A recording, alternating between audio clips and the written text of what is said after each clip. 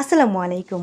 Welcome to my channel journeys blog and cooking channel. Hello viewers, সবাই কেমন আছেন? আশা করছি অনেক অনেক ভালো আছেন। তো আরও একটি রেসিপি আপনাদের নিয়ে হাজির হয়ে গেলাম আপনাদের কাছে। আর অবশ্যই আপনাদের ভালো লাগে বিধায় কিন্তু আমি তাড়াতাড়ি করেই চলে আসি। ভিউয়ার্স, আজকের রেসিপি থাকছে টক ঝাল মিষ্টি আমের আচার। আর এই আমের আচারটা কিন্তু আমি এভাবেই কিন্তু শিখেছি। আর আমের আচারটা কিন্তু আমি এভাবেই বানাই আর খুব শর্টকাট করে বানাই। প্রথমে দেখতে পাচ্ছেন এখানে পাতিল বসিয়ে দিয়েছি, পাতিলটা গরম হয়েছে। তারপর এখানে আমি 4টা শুকনা মরিচ দিয়ে দিয়েছি। তারপর আমি আস্ত জিরে দিয়েছি। তারপর এখানে দিয়ে দিয়েছি কালো জিরা। কালো জিরা দেওয়াটার পরে আমি এখানে সরিষাটা দিব। এখানে আমি সাদা শস্য যেটা মানে হলদিয়া যে কালারটা সেটাই দিচ্ছি। আর আমি কিন্তু শস্যটা একটু বেশি করে কিন্তু আমি আমের রেসিপি বলেন আমি কিন্তু দেই। কারণ হচ্ছে এই শস্যটা যখন ভাজা হবে আর যখন আমের আচারটা হয়ে যাবে পুরোপুরি পারফেক্টলি, তখন কিন্তু এটা ভাজার কারণে এটা কিন্তু খেতে কামড়ের সাথে অনেক ভালো লাগে। তো এই তো সরিষার তেল নিয়ে নিয়েছি। আর সরিষার তেলটা অনেক খাঁটি এবং এটা আমার ভাই নিয়ে এসেছিল। এখান থেকে কিছুটা বাঁচিয়ে রেখেছি যাতে আমের দিনে আচার খাওয়া যায়। তো আমি জানতাম সে আসলে নিয়ে আসবে, কিন্তু হঠাৎ করেই ডিল ক্যান্সেল হয়, তারপর আসা হয় নাই। তারপর এই তেলটাই কিন্তু আমি আজকে কাজে লাগিয়েছি। তো লাগিয়েছি কাজে, কিন্তু এত তেল কেন দিয়েছি সেটা কি জানেন? এত তেল দেওয়ার কারণে একটা টিপস আছে, সেটা কিন্তু আপনাদের মাঝে শেয়ার করব। যাই হোক, এখানে কিন্তু আমি যেটা প্রতিবার করি সেটা হচ্ছে কচি রসুন এভাবে করে কুচি কুচি করে আমি কিন্তু কেটে দিই, এবং এটা আমাদের দেশীয় রসুন। আর এই রসুনটা দিলে আমের আচারের ফ্লেভারটা একেবারে দারুণ আসবে। ভিউয়ার্স, দেখতেই পাচ্ছেন কতটুকু সরিষার তেল থেকে ফেনা উঠেছে। আর এই ফেনার কারণটাই হচ্ছে কিন্তু এই তেলটা কিন্তু অনেক খাঁটি। তো ভিউয়ার্স, এখানে কিন্তু আমি কালারের জন্য হলুদ দিয়ে দিব। হলুদ গুঁড়ো আমি আধা চা চামচ দিয়েছি এবং মরিচ গুঁড়ো আমি আধা চা চামচ দিয়েছি। এখন ভালো করে সব উপকরণ আমি এখানে মাখিয়ে নিব এবং খুব সুন্দর করে এটাকে আমি ভেজে নিব। রসুনটা একটু ভাজা ভাজা করব যাতে রসুনের ঘ্রাণটা হয়, তবে এটা কিন্তু খেয়াল রাখতে হবে এটা যাতে পুড়ে না যায়। এবারে আমি কিন্তু যে আমগুলো নিয়েছি সেটা হচ্ছে টক আর মিষ্টি আম। কিছুটা পেকে গিয়েছে আম, আমি কিন্তু এই টক মিষ্টি আমটাই কিন্তু নিয়েছি, কারণ হচ্ছে এটা রান্না করলে বা আচার বানালে অনেক ভালো লাগে। তো আমি ইচ্ছে করে কিন্তু কাঁচা আম দেই নাই আজকে, এবং রোদে ঝামেলা ছাড়াই কিন্তু আমার আজকের এই রেসিপিটা আমের। আমি কিন্তু রোদে দিব না, জাস্ট এভাবেই কিন্তু ঠান্ডা হয়ে গেলে আমি একটা কাচের জারে নিয়ে রেখে দিব। এবারে এ পর্যায়ে এসে আমি এখন দিয়ে দিব লবণ। লবণটা আপনার স্বাদ মতো দিবেন। আর তারপর কিন্তু আমি নাড়া দিতেছি।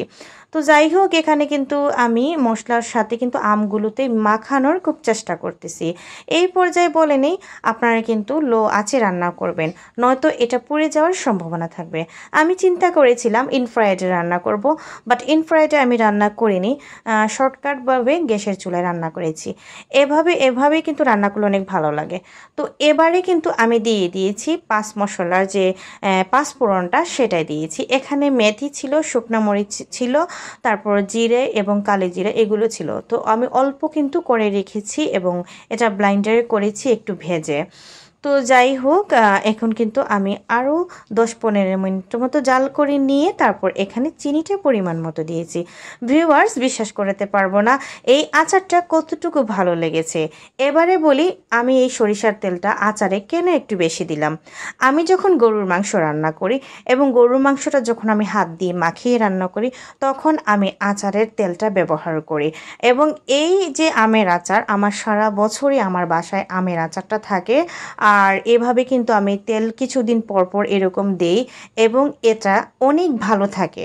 তো আমি কিন্তু এভাবেই রেখে দিই সারা বছর নর্মাল ফ্রিজে। আমার কিন্তু আমের আচার নষ্ট হয় না। সেই বিদায় যে তেলটা থাকে আমের, যখন আমি মাংস রান্না করি গরুর মাংস, তখনই কিন্তু ওই সরিষার তেলটা চামচ দিয়ে আমি মাংসর তরকারিটা যখন হয়ে আসে তখনই দিয়ে দিই। আর তখনই কিন্তু আচারি ভাবটা আসে মাংসর ইয়েতে।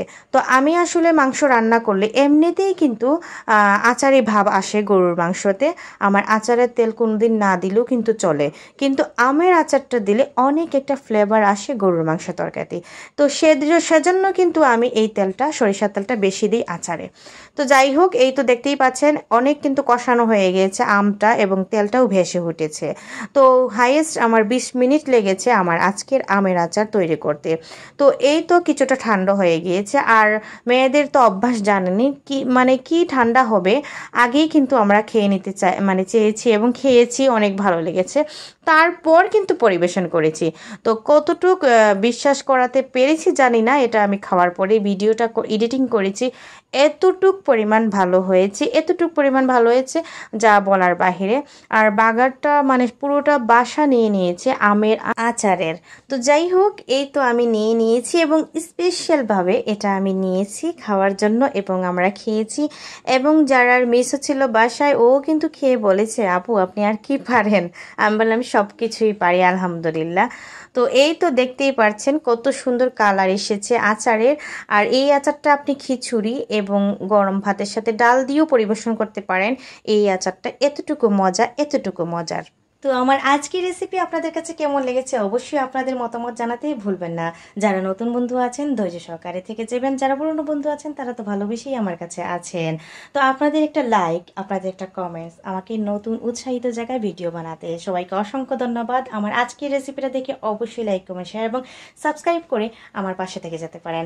আজকের মতো এই পর্যন্তই। নতুন ভিডিও নিয়ে অবশ্যই হাজির হব। সে অবধি সবাই ভালো থাকবেন, সুস্থ থাকবেন। থ্যাংকস ফর ওয়াচিং অ্যান্ড আসসালামু আলাইকুম।